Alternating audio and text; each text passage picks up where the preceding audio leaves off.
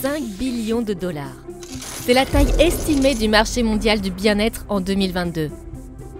Rien qu'en comptant les livres, l'industrie de l'entraide représente des milliards de dollars dépensés chaque année dans le monde entier. Et beaucoup de ces livres ont pour but d'aider les gens à trouver le bonheur. Et si le fait de se concentrer sur la recherche du bonheur vous rendait moins susceptible d'être heureux? C'est ce que semblent indiquer de nouvelles recherches. Le Journal of Experimental Psychology a mesuré la motivation des étudiants à trouver le bonheur par rapport à leur niveau de bien-être.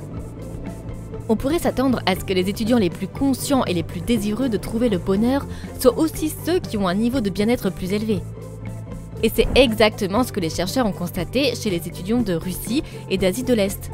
En revanche, pour les Américains, le fait de vouloir désespérément être heureux est lié à une moins bonne santé psychologique, explique Brett Ford, auteur de l'étude.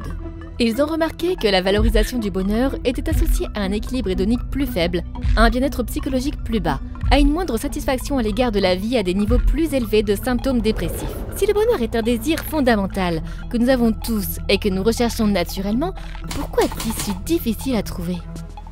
Et pourquoi cette différence entre les pays?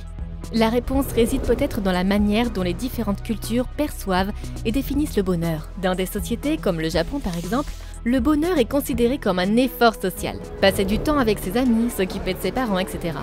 Plus généralement, le Japon est un pays où l'accent mis sur la communauté et le collectivisme est renforcé par la culture. Selon M. Ford, ce type de lien social fait partie intégrante du bien-être. Cela fait des siècles que l'on essaie de définir et de mesurer le bonheur.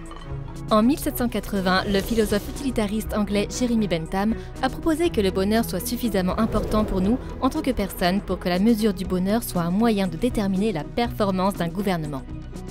Le Bhutan a même créé un indice du bonheur national brut qui mesure les performances du Bhutan dans plus de 30 domaines clés afin de calculer le bonheur global du pays. D'autres pays, organisations et groupes de recherche ont également essayé de quantifier le bonheur de différentes manières. Mais en Occident, le bonheur est souvent considéré comme une quête individuelle. Qu'est-ce qui vous vient à l'esprit lorsque vous pensez à un Américain heureux?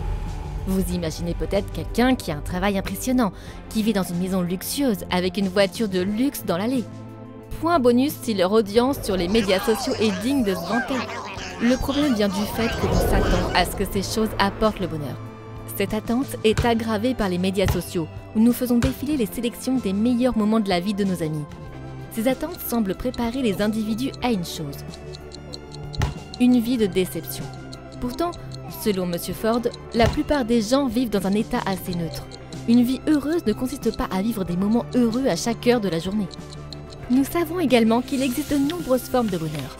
Vous pouvez être heureux de terminer une tâche difficile au travail, d'être marié à quelqu'un que vous aimez, ou simplement de manger un morceau de carrot cake avec un beau glaçage. Il s'agit là d'expériences de bonheur très différentes et de types de bonheur très différents à rechercher. Et même si nous reconnaissons tous le bonheur lorsque nous en faisons l'expérience, nous pouvons avoir du mal à expliquer ou à prédire ce qui, exactement, nous rendra vraiment profondément heureux. Le psychologue Dan Gilbert explique que nous avons tendance à surestimer l'impact émotionnel des événements positifs de la vie. Nous pourrions penser qu'un bon colocataire ou une promotion importante nous rendra définitivement plus heureux, sans tenir compte du fait qu'en réalité, nous nous adapterons aux nouvelles circonstances et qu'elles deviendront notre nouvel état neutre.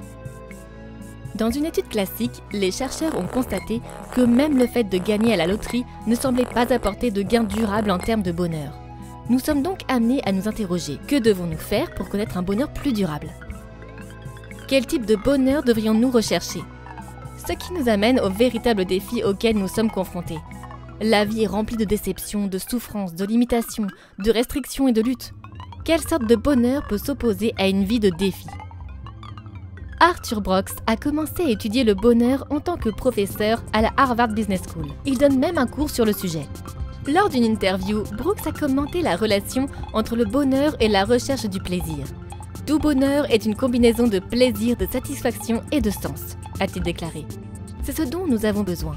Nous avons besoin d'apprécier notre vie, ce qui n'est pas la même chose que le plaisir. La recherche du plaisir mène à la dépendance et à la misère. Il semble que le bonheur soit difficile à trouver parce que, bien que nous sachions que nous avons un désir de bonheur, nous ne savons pas nécessairement où le trouver. Peut-être avons-nous besoin d'une meilleure définition du bonheur que nous recherchons?